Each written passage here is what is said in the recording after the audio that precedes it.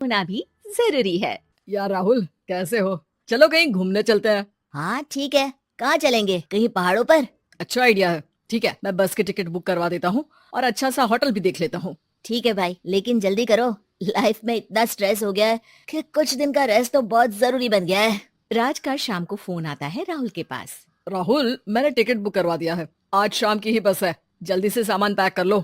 ठीक है, सामान तो मैंने पहले ही पैक कर लिया है। अब तो बस शाम का इंतजार है, जब हम बस पकड़ेंगे और निकल पड़ेंगे धर्मशाला की ओर। शाम को दोनों दोस्त बस स्टॉप पर मिलते हैं और फिर वहाँ से निकल पड़ते हैं शिमला की ओर। सुबह होते होते ये दोनों दोस्त शिमला पहुँच गए, जहाँ ये होटल पहुँचे और वहाँ से निकल पड़े पहाड़ों पर घूमने। राज, यहाँ पहाड़ों पर कितना सुकून है ना। दूर दूर तक सिर्फ और सिर्फ पहाड़ ही है, और घूमने आए लोग भी यहाँ कितनी मस्ती कर रहे हैं। हाँ भाई, ये तो है। चलो कुछ खा ले। दोनों एक रेस्टोरेंट पे पहुँच गए। वहाँ इनकी रेस्टोरेंट चलाने वाले लड़के से दोस्ती हो गई, जिसका नाम जितेंद्र था। जितेंद्र, तुम यहाँ कब से हो और रेस्टोरेंट खोलने का प्लान कैसे बनाया? अरे भाइयों, मैं तो यहीं का हूँ। बस बाहर कुछ साल के लिए गया था नौकरी करने, पर फिर लौट आया और अपने यहाँ ही रेस्टोरेंट खोल लिया।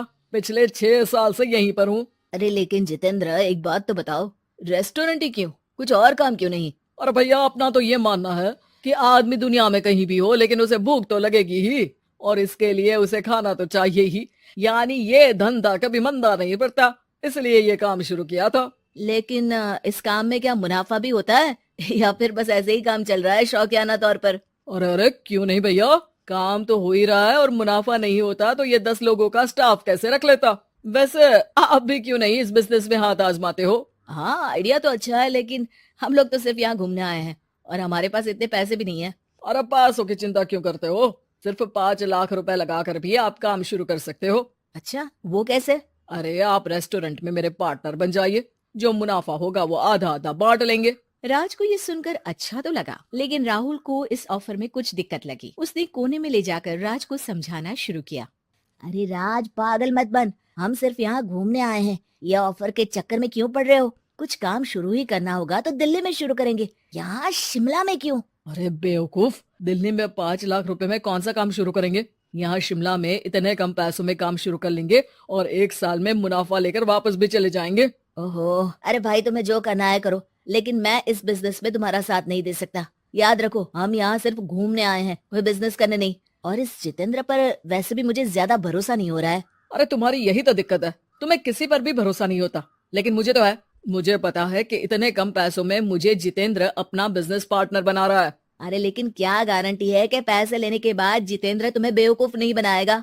अरे मुझे तो है, मैं कुछ नहीं जानता। मुझे सिर्फ ये पता है कि जितेंद्र मेरे बारे में ज्यादा ना जानते हुए भी मुझ पर कितना भरोसा कर रहा है। मुझे तो लग रहा है कि इसके पीछे उसकी मंशा ठीक नहीं है। बाकी तुम्हें जो ठीक लगे वो करो। मैं तो आज शाम की ही बस से वापस जा रहा हूँ। ठीक है, तुम चले जाओ, लेकिन याद रखना कि आज के बाद मुझसे कभी बात करने की कोशिश मत करना। राहुल गुस्से में वहाँ से चला जाता है। दूसरी ओर राज और जितेंद्र साथ में मिलकर काम करने लगे। राज ने अपने घर से 5 लाख रुपए ये कहकर लिए कि जल्द ही वो 2 गुने पैसे कमाकर 6 महीनों में लौटा देगा। कुछ दिनों बाद, भाई जितेंद्र, तुमने 5 लाख रुपए तो ले लिया है, लेकिन काम में बहुत तेजी नहीं दिख रही है। अरे भाई, काम में थोड़ा समय लगता है, चिंता मत करो यार। हाँ वो तो ठीक है, लेकिन मेरे पैसों का तो कुछ हिसाब दो।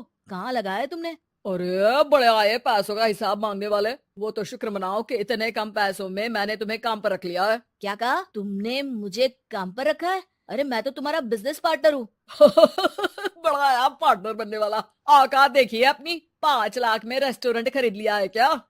ऐसा है तो मेरे पैसे वापस करो, मुझे तुम्हारे साथ काम नहीं करना है। अरे पैसे कैसे, वो सब तो काम में लग गए। अब तुम्हें वापस जाना है तो चले जाओ, कोई पैसा नहीं मिलने वाला है। राज को अपने साथ होने वाले धोखे का एहसास हो चुका था, लेकिन तब तक देर हो चुकी थी। उसे अपने दोस्त राहुल की याद सताने लगी, जिसने पहले ही आगाह कर दिया था कि इस बिजनेस में धोखा है। लेकिन अब तो देर हो चुकी थी। राज को अब कोई रास्ता नहीं सूझ रहा था। जितेंद्र भाई, मेरे पैसे वापस कर दो ताकि मैं लौट जाऊं। मुझे अब तुम्हारे साथ कोई काम नहीं करना भाई। ये सुनते ही जितेंद्र अपने कुछ साथियों के साथ राज पर टूट पड़ा और उसकी जमकर पिटाई कर दी। राज बेहोश हो चुका था। जब उसने आंख खोली तो उसे अपने सामने पूरा परिवार, पुराना दोस्त राहुल भी दिखा। सभी को देखकर राज की आंख में आंसू आ गए। राहुल, मुझे माफ कर दो।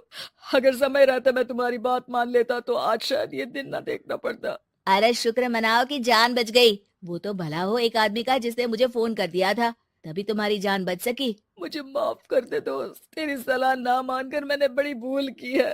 अरे अरे भाई, मेरे हाथ मत जोड़ो। बस ध्यान रखना कि अच्छा दोस्त आपको हमेशा अच्छी सलाह देता है, इसलिए दोस्तों की सलाह पर ध्यान देना चाहिए।